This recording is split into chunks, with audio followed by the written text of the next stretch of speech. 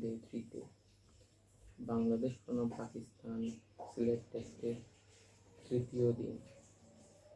Bangladesh 217 run, 4 wicket, 56 over 5 বল। পাকিস্তান 232 রানে out. Liton দাসের দুর্দান্ত হাফ সেঞ্চুরি আর মুশফিকুর রহিমের 44 রান 92 বলে অসাধারণ। মাহমুদুল হাসান জয় ওয়াটার ইনিংস 52 রান 64 বলে 10টা 4 মেরেছেন, 61.25 স্ট্রাইক রেটে। আর এখন বাংলাদেশ লিডে আছে প্রায় 264 রানের ইনিংসে। আশা করা যায় লিডটা আরও বাড়বে, কেননা হাতে আরও 3 দিন সময়, আজকের দিন নিয়ে আরও 3 দিন।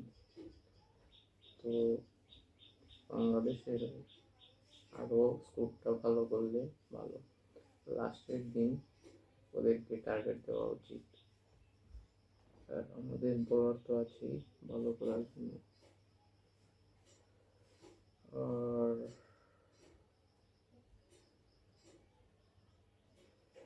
আজ আমাদের ক্যাপ্টেন নাজমুল হোসেন শান্ত তেমন একটা ভালো খেলেননি, 40 বলে 15 করেছেন।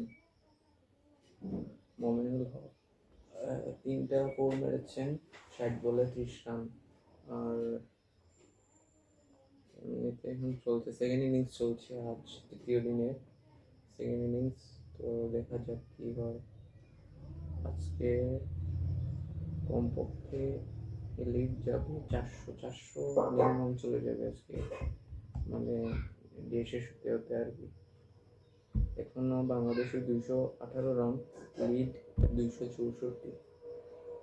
আর বাংলাদেশ প্রথম ইনিংসে ব্যাট করে 278 রান করেছিল। এরপর পাকিস্তান দ্বিতীয় ইনিংসে 232 রান, বাংলাদেশ তৃতীয় ইনিংসে 218 রান, 4 উইকেট। আরও 6 উইকেট আছে হাতে, 3 দিন সময় রয়েছে। আর এখন বাংলাদেশ টার্গেট দিকে, এই টার্গেটে ব্যাট করতে নামবে পাকিস্তান। সময় আছে আরও 2 দিন, দেখা যাক। মাহমুদুল হাসান জয় গত টেস্টেও তেমন একটা ভালো খেলেনি, ফার্স্ট ইনিংসেও সেকেন্ড ইনিংসেও, আবার সিলেট টেস্টও ফার্স্ট ইনিংসে ডাক মেরেছেন, কিন্তু সেকেন্ড ইনিংসে আবার ব্যাট করতে নেমে বাংলাদেশের 52 রান করেছেন, 10টা 4 হাঁকিয়েছেন, 64 বলে 52, অসাধারণ। আর লিটন দাস মোটামুটি ভালোই খেলছেন, 80 বলে 60, 4টা 4। মুশফিকুর রহিম একটা ছক্কা মেরেছেন এখন। আর day 3 session 2 Bangladesh lead by 266 run.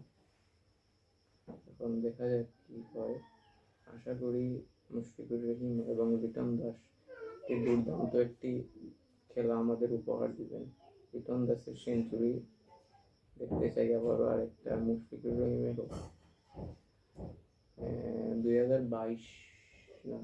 2024 টেস্টেও Mushfiqur Rahim আর লিটন দাস একটা ভালো পার্টনারশিপ গড়েছিল, যেখানে মুশফিকুর রহিম আমাদের করেছিল 200 রান, ডাবল সেঞ্চুরি করেছিল, আর লিটন দাসও 100 মেরেছিল, এটা আর কি।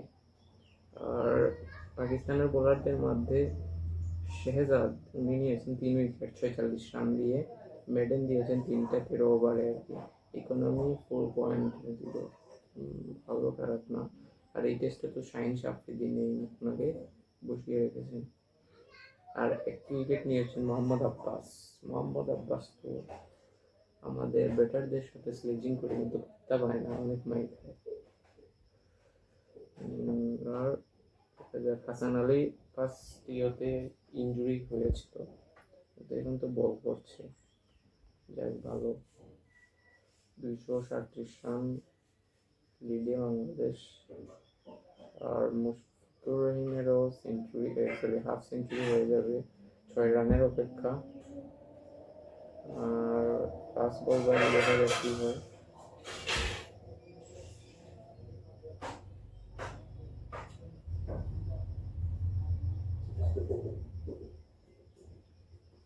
লাস্ট বলে কি করে দেখা যায় Mushfiqur Rahim.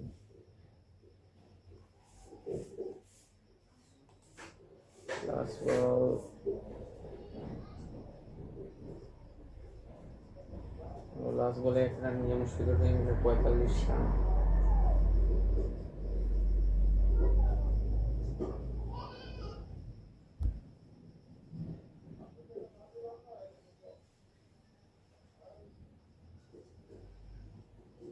Last ball dot খেলেছেন।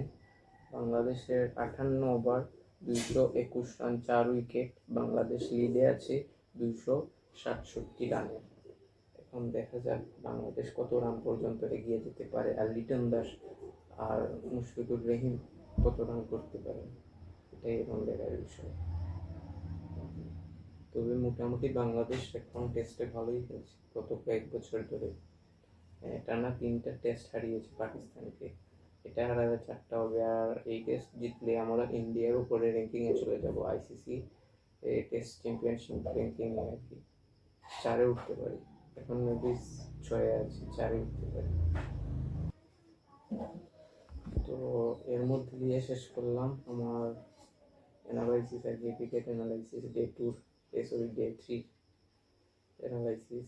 আর আমাদের সঙ্গেই থাকবেন মুগ্ধ অ্যানালাইসিসের সাথে, সাবস্ক্রাইব করে রাখবেন চ্যানেলটা।